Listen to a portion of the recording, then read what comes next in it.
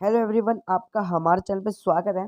तो आज हम करने वाले भारतीय अर्थव्यवस्था के क्षेत्र जो कि आपका अर्थशास्त्र का पार्ट 2 है। तो इसका हमने पहला पार्ट और तीसरा पार्ट और चौथा पार्ट हमने करा रखा है। पांचवा पार्ट आपके आउट ऑफ सिलेबस है, तो यह एक आखिरी पार्ट रह गया आपके अर्थशास्त्र की बुक से। तो इसको कंप्लीट करा देते हैं, फिर अपन आएंगे भूगोल पे। ठीक है, तो चलिए जल्दी से बिना किसी देरी के स्टार्ट करते हैं अपन। तो देखो, भारतीय अर्थव्यवस्था के क्षेत्र, ये अर्थव्यवस्था भारतीय क्षेत्र की सारी चीजें हम पढ़ेंगे। ठीक है, तो सबसे पहले हम पढ़ते हैं, इसके इम्पोर्टेंट है स्मरणीय तथ्य है ये।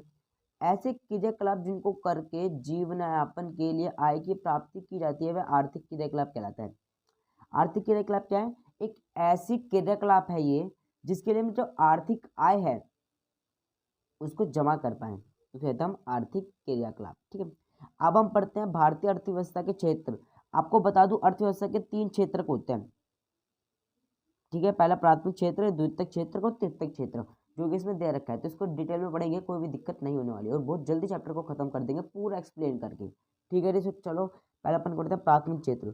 वह क्षेत्र है जिसमें प्राकृतिक संसाधनों का प्रयोग करके वस्तुओं का उत्पादन किया जाता है, प्राथमिक क्षेत्र कहलाता है। इस कृषि व सहायक क्षेत्र भी कहा जाता है। उदाहरण के लिए कृषि, मत्स्य पालन आदि। देखो बेसिकली क्या होता है, वह क्षेत्र, क्या बोला मैंने, वह क्षेत्र जो प्राकृतिक संसाधन नहीं होते, जो आपके जो प्राकृतिक से जो संसाधन मिले होते हैं, जैसे घास फूस, कृषियाँ, इनसे क्या बनाता है, इनसे उत्पादन करता है वस्तुओं का, वो आपका प्राथमिक क्षेत्र कहलाता है भाई।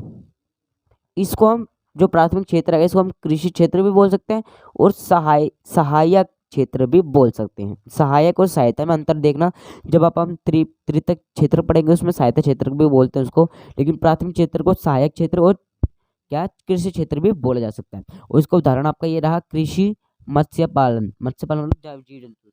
ठीक है, चलो जी आगे बढ़ते हैं। अब द्वितीयक क्षेत्र क्या होता है? वह क्षेत्र जिसमें प्राथमिक क्षेत्र से प्राप्त की गई वस्तुओं को लेकर नई वस्तुओं का विनिर्माण किया जाता है, द्वितीयक क्षेत्र कहलाता है।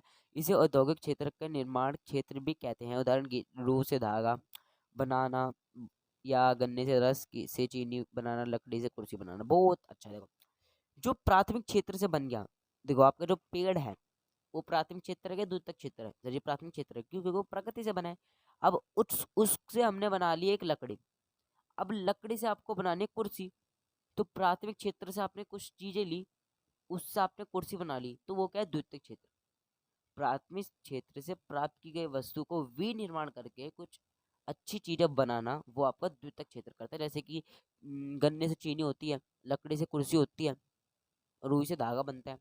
ठीक है, कोई दिक्कत नहीं, कोई परेशानी नहीं, आगे बढ़ सकते हैं। चलो जी आगे बढ़ते हैं। तृतीयक क्षेत्र प्राथमिक और द्वितीयक क्षेत्र के उत्पादनों की गतिविधियों में सहायता करता है। इसे सेवा क्षेत्र भी कहा जाता है। ये कुछ काम नहीं करता भाई, बस ये जो प्राथमिक क्षेत्र और तो द्वितीयक क्षेत्र का ना, वो उन पे नजर रखता है, उनकी मदद करता है। इसको हम सेवा क्षेत्र भी कहते हैं, जैसे कि बैंकिंग हो गई, पहाड़ी वाहन हो गया ना। चलो जी आगे बढ़ते हैं। अब आता है जीडीपी। नहीं, ये तो कुछ घरेलू उत्पाद है, सॉरी सॉरी। ठीक है, इसको हम कहते हैं जीडीपी। क्या कहते हैं इसको?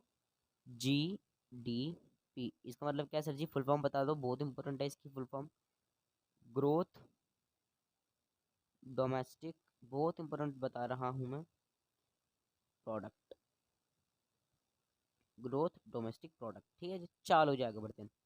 घरेलू उत्पाद क्या है? किसी विशेष वर्ष में प्रत्येक क्षेत्र द्वारा अंतिम वस्तुओं का सेवाओं का मूल्य उस वर्ष में देश के कुल उत्पादन की जानकारी प्रदान, तीनों क्षेत्र के उत्पादनों के योगफल को देश का सकल घरेलू उत्पाद कहते हैं। देखो बहुत इंपॉर्टेंट है, 100% आएगा। तो मैं क्या बोलेगा, किसी विशेष वर्ष में मतलब किसी एक अनेक वर्ष में प्रत्येक क्षेत्र यानी सारे क्षेत्रों का उत्पादन उत्पादन अंतिम वस्तुओं व सेवाओं का मूल्य, मतलब देखो जितने भी क्षेत्र में जो वो प्राथमिक क्षेत्र, द्वितीयक क्षेत्र का है ना, उन सारे क्षेत्रों की कुल मूल्य व अंतिम वस्तु कितनी बनाई उसने, सेवाओं का मूल्य, कुल उत्पादन की जानकारी प्रदान करता है।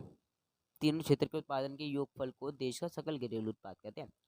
जो आपका तीनों क्षेत्र का है ना, प्राथमिक क्षेत्र, द्वितीयक क्षेत्र और तृतीयक क्षेत्र, इन दोनों को योगफल, इन तीनों के योगफल को हम कहते हैं सकल घरेलू उत्पाद। चलो जी आगे बढ़ते हैं, कोई दिक्कत नहीं, कोई परेशानी नहीं, बढ़े आगे। चलो बढ़ते हैं आगे। अब आता है प्राथमिक क्षेत्र। आपको पता ही है प्राथमिक क्षेत्र बटा द्वितीयक क्षेत्र और तृतीयक क्षेत्र क्या होता है?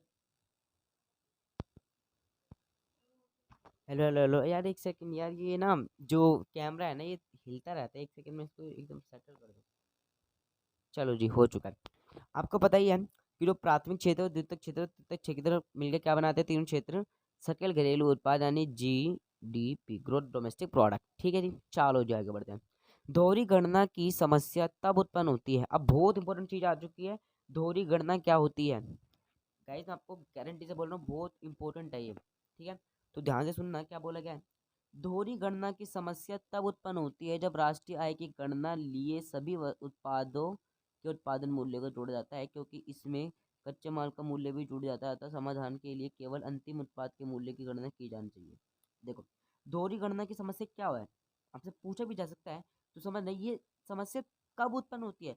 यह समस्या तब उत्पन्न होती है जब राष्ट्रीय आय की गणना के लिए सभी उत्पादनों के मूल्य को जोड़ा जाता है। मतलब जब राष्ट्रीय आय जो आपका बोलते हैं ना, कि राष्ट्रीय आय के गिनते कैसे हैं? राष्ट्रीय आय को गिनने के लिए सभी उत्पादों के उत्पादन का मूल्य ज्ञात करना होता है। तो सभी के मूल्य बताते हैं, क्योंकि इसमें कच्चे माल का मूल्य भी जुड़ जाता है। इसे समाधान के लिए केवल अंतिम उत्पाद के मूल्य की गणना की जानी चाहिए। ठीक है जी, चालू जाएगा बढ़ते हैं। सकल घरेलू उत्पादों में क्षेत्रकों का हिस्सा। प्राथमिक क्षेत्र 1971 से 1972 में ओनली 40% था, और 2011 से 2012 में लगभग 15% था। द्वितीयक क्षेत्र में पर 1971 से 1972 में 25% था, और 2011 से 2012 में भी 25%। ये तो बराबर ही रहा है, द्वितीयक क्षेत्र बराबर ही रहा है। तृतीयक क्षेत्र लगभग 35% था, किसमें? 1971 से 1972 में, और अब हो चुका है 60% 2011 में, 2012 में। रोजगार में विभिन्न क्षेत्रों का हिस्सा। प्राथमिक क्षेत्र रोजगार में 74% है इस साल में, और 49% है 2011 से 2012 में। द्वितीयक क्षेत्र 11% है 1972 से 1973 में, और लगभग 24% कौन है 2011 से 12 में? द्वितीयक क्षेत्र। तृतीयक क्षेत्र 15%, वो 27%। कोई दिक्कत नहीं, कोई परेशानी नहीं, आगे बढ़े, चालू जाके बढ़ते हैं। उपरोक्त सारणी से यह स्पष्ट कि द्वितीयक क्षेत्र एवं तृतीयक क्षेत्र का घरेलू उत्पाद में योगदान 3/4 है। बस याद रखना है, आपके एग्जाम में पक्का आएगा कि द्वितीयक क्षेत्र और तृतीयक क्षेत्र का सकल घरेलू उत्पाद में कितना है, तो क्या बोलेंगे? 3/4। ठीक है जी, जबकि वह कार्यशील जनसंख्या लगभग 50% आबादी को ही रोजगार प्रदान करता है। पिछले कुछ सालों में अर्थव्यवस्था की प्राथमिक क्षेत्र पर निर्भर कम हुई है, परंतु यह भी कुल कार्य जनसंख्या के लगभग 50% की आबादी को रोजगार प्रदान करता है। इससे अभिप्राय यह है कि कृषि में आवश्यक से लोग कार्यशील है। दूसरे शब्दों में यह कह सकते हैं कि कृषि क्षेत्र में लगे और अल्प बेरोजगारी की समस्या का सामना कर रहे हैं। यह बेरोजगारी छिपी होती है। इस प्रकार की बेरोजगारी की हम छिपी बेरोजगारी भी कहते हैं। छिपी बेरोजगारी या आप कह सकते हैं क्या? एक सेकंड। अल्प बेरोजगार क्या होता है आपको बता देता हूँ। अल्प बेरोजगार क्या होता है कि मान लो एक काम में 10 जनों की जरूरत है। एक काम को हमको 10 जने की जरूरत है, लेकिन उस काम में लगे हैं 15 जने। अब 10 जनों को तो सही पैसे मिले, लेकिन उन 5 जनों का पैसा नहीं मिल रहा है। जो 5 जने एक्स्ट्रा है ना, उसको पैसे नहीं मिल रहे हैं, तो वही एक अल्प बेरोजगार कहलाते हैं। ठीक है जी, चलो जी आगे बढ़ते हैं, कोई दिक्कत नहीं, बढ़ सकते हैं आगे। चलो जी, तो पढ़ते हैं फिर। क्या बोला, क्या दिख रहा है सभी बच्चों को? एक सेकंड, चलो जी, चलो। देश में आधे से अधिक श्रमिक प्राथमिक क्षेत्र में काम करते हैं, जिसका सकल घरेलू उत्पाद में योगदान काफी कम, ओनली ऑन लगभग 15% है। द्वितीयक और तृतीय क्षेत्र का सकल घरेलू उत्पाद में योगदान 85% है, परंतु ये क्षेत्र आधे लोगों को ही रोजगार प्रदान करता है। कृषि क्षेत्र में अल्प बेरोजगारी की गंभीर स्थिति बनी हुई है। कुछ लोग ऐसे हैं जिन्हें बिल्कुल रोजगार नहीं मिल रहा। ऐसी स्थिति को देखते हुए हमें देश को अधिक से अधिक रोजगार सृजित करने की आवश्यकता है। अतिरिक्त रोजगार का सृजन कैसे है हुआ? छोटी अवधि के लिए ये रहा, और दीर्घकालीन उपाय ये रहा। महात्मा गांधी राष्ट्रीय रोजगार योजना 2005 में करी थी। 2005 में महात्मा गांधी ने राष्ट्रीय रोजगार की गणना करी थी। ठीक है, यह योजना 2005 में लागू की गई थी। इस योजना के अंतर्गत 100 दिनों में के रोजगार की गारंटी दी जाती है। मतलब 100 दिनों की रोजगार की गारंटी दी जाती है राष्ट्रीय रोजगार में। रोजगार ना मिलने पर बेरोजगारी भत्ता दिया जाना, अपने गांव या आसपास के क्षेत्र में ही कार्यस्थल होना, 1/3 रोजगार महिलाओं के लिए सुरक्षित करना, गरीबों में भी अति गरीब लोगों की अब दीर्घकालीन उपाय क्या है? कृषि सुधारों में, मतलब कृषि सुविधाओं में सुधार कर लो, सस्ती दर पर कृषि ऋण, अर्ध ग्रामीण क्षेत्रों में उद्योग की स्थापना, विद्यालय एवं कॉलेजों की स्थापना, स्वास्थ्य सुविधाओं को बेहतर करना। ठीक है, चलो जी। आर्थिक आर्थिक गतिविधि को क्षेत्र में वर्गीकृत करने के लिए अन्य तरीके भी हो सकते हैं। यह सार्वजनिक क्षेत्र एवं निजी क्षेत्र तथा संगठित क्षेत्र एवं संगठित क्षेत्रों के रूप में भी हो सकता है। सार्वजनिक क्षेत्र मतलब सरकारी नौकरी, निजी क्षेत्र मतलब बिना सरकारी नौकरी, प्राइवेट जॉब। परिसंपत्तियों पर सरकार का नियंत्रण, नहीं नहीं नहीं, सार्वजनिक क्षेत्र और निजी क्षेत्र कुछ और होता है, वो तो ये होता है संगठित क्षेत्र। ये ये होती है आपकी क्या, सरकारी जॉब, ये होती है प्राइवेट जॉब, ये कुछ और है। परिसंपत्तियों पर सरकार का नियंत्रण होता है सार्वजनिक क्षेत्र में, परिसंपत्तियों पर निजी का स्वामित्व होता है।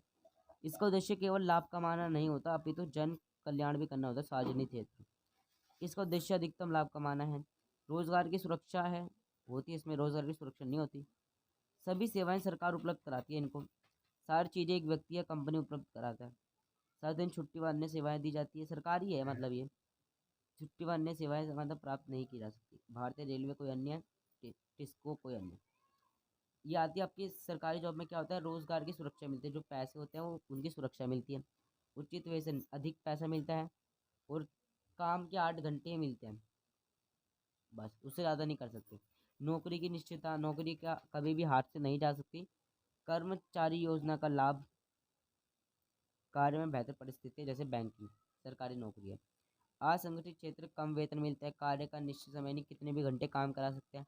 नौकरी की सुरक्षा नहीं होती। कर्मचारी योजना का अभाव होता है, जैसे कि रेहड़ी पटरी वाले। ठीक है, तो चलो फिर, ये हो चुका अपना चैप्टर खत्म। तो पूरी अर्थव्यवस्था की जितनी भी बुक है उसके 5 चैप्टर हमने करा रखे हैं। 5 चैप्टर तो आने, तो 1 से लेके 4 चैप्टर हमने करा रखे हैं। अब हम करेंगे कल अपनी भूगोल की बुक स्टार्ट। ठीक है, और एक क्वेश्चन मैं लेके आ चुका हूँ, ये वाला। इस क्वेश्चन का आंसर आप कमेंट में करना कि जीडीपी में सबसे बड़ा योगदान किस क्षेत्र का होता है, बताओ, शाबाश। ठीक है, तो अगली वीडियो मिलेंगे, तब तक के लिए गुड बाय।